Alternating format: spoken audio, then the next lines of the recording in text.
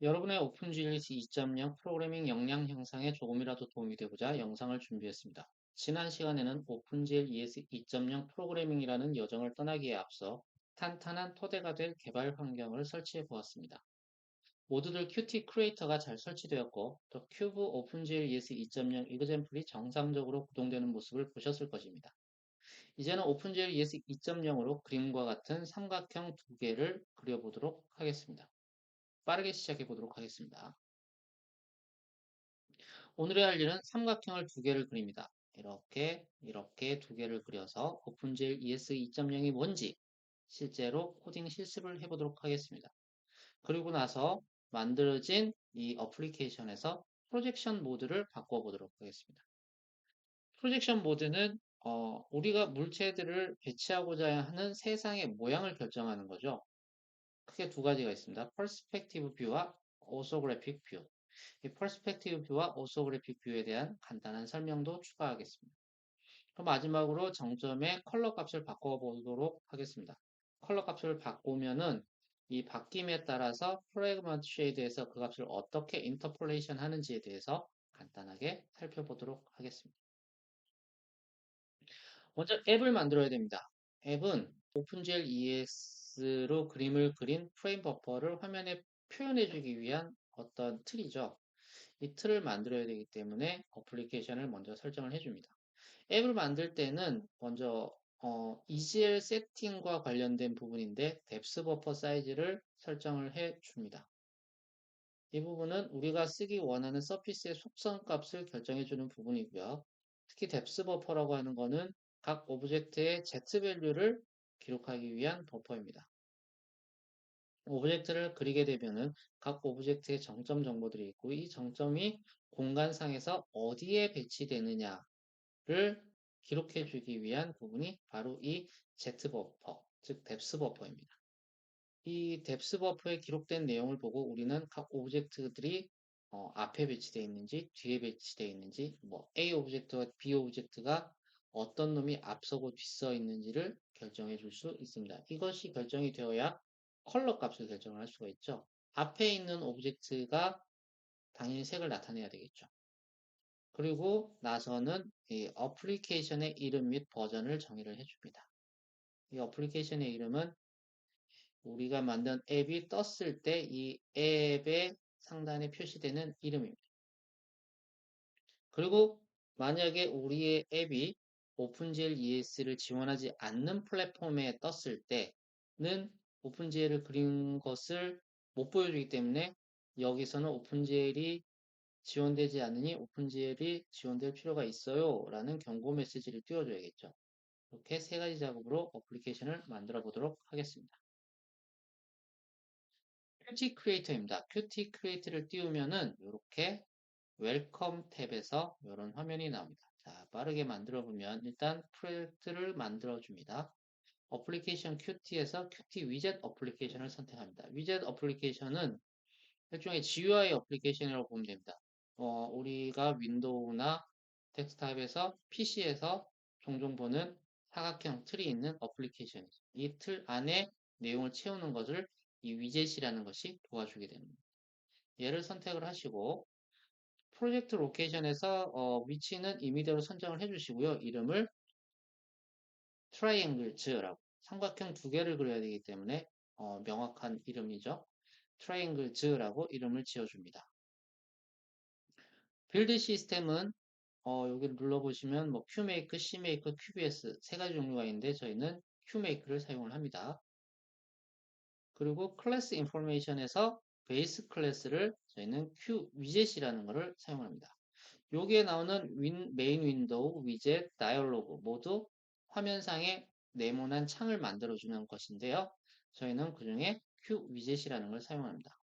QWidget인데 클래스 이름을 트라이앵글 위젯이라고 선언을 하겠습니다. 그러면 헤더 파일은 triangle widget.h, source 파일은 triangle widget.cpp가 만들어지겠죠.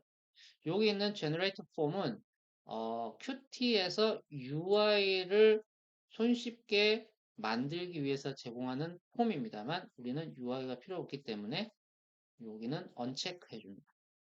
반드시 여기를 언체크 해주셔야 됩니다. 그리고 next. translation, 랭귀지를 선택하는 부분인데 우리는 랭귀지에 대해서 신경 쓰지 않을 거기 때문에 next. 그리고 kit에서는 우리가 처음 설치했었던 민지 W 관련된 내용이 있습니다. 요거를 선택을 해주시면 됩니다. next. 그리고 프로젝트 매니지먼트에서 버전 컨트롤이나 이런 거는 의미가 없습니다. 여기서 finish 해주시면은 이렇게 에디트 탭에서 프로젝트의 내용들이 보여지게 됩니다. 이 부분은 프로젝트에 포함된 파일들 리스트가 나오는 부분이고요. 보기 좋게 헤드와 소스로 구분해서 나타내고 있습니다. 여기는 현재 열려있는 다큐멘트들의 이름이 나타나고요. 여기는 열려있는 다큐멘트를 에디트할 수 있는 에디트 창입니다. 여기는 이슈라든지 디버깅 관련된 내용이라든지 이런 것들이 나오는 부분이고요. 프로젝트에 포함된 파일들을 보시면은 main.cpp는 어플리케이션의 생성과 소멸에 관여하는 부분입니다. 또 triangle widget.cpp와 헤더 파일은 당연히 오픈GL 코딩을 위한 부분이고요. 여기 있는 triangle.profile은 보시면은 아시겠지만 이 프로젝트에 관련된 여러 가지 디파인이라든지 소스 파일 리스트, 헤더 파일 리스트들을 가지고 있습니다. 저희는 앞서 말씀드렸듯이 어플리케이션에 대한 어떤 설정들을 먼저 준비하도록 하겠습니다. main.cpp로 들어오셔서 Q 어플리케이션 밑에 여기에서 서피스에 대한 포맷을 설정을 해보도록 하겠습니다.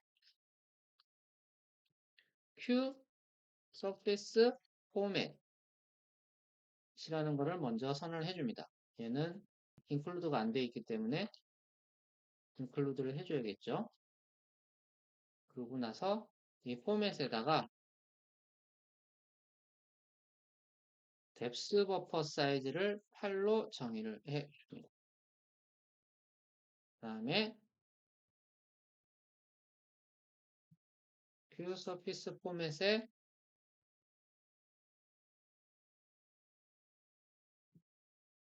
디폴트 포맷으로 앞에 정의한 포맷을 넣어줍니다.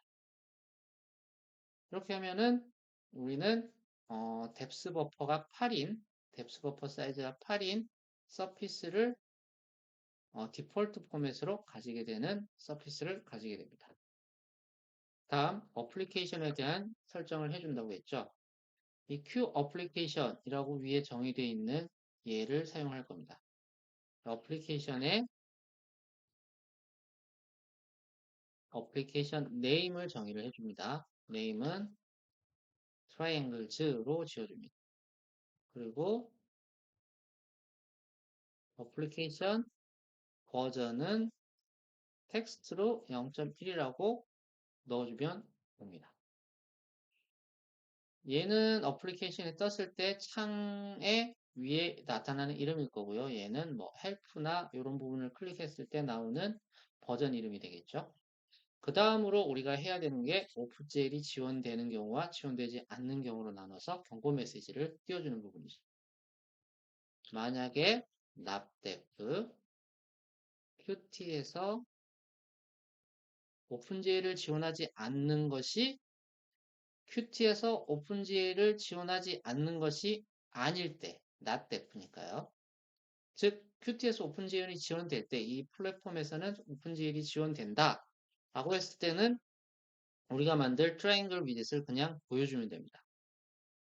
그게 아니고 만약에 오픈GL이 지원이 안 될 때, 정말 안 될 때는 라벨을 하나 만들어줍니다. 라벨을 만들어서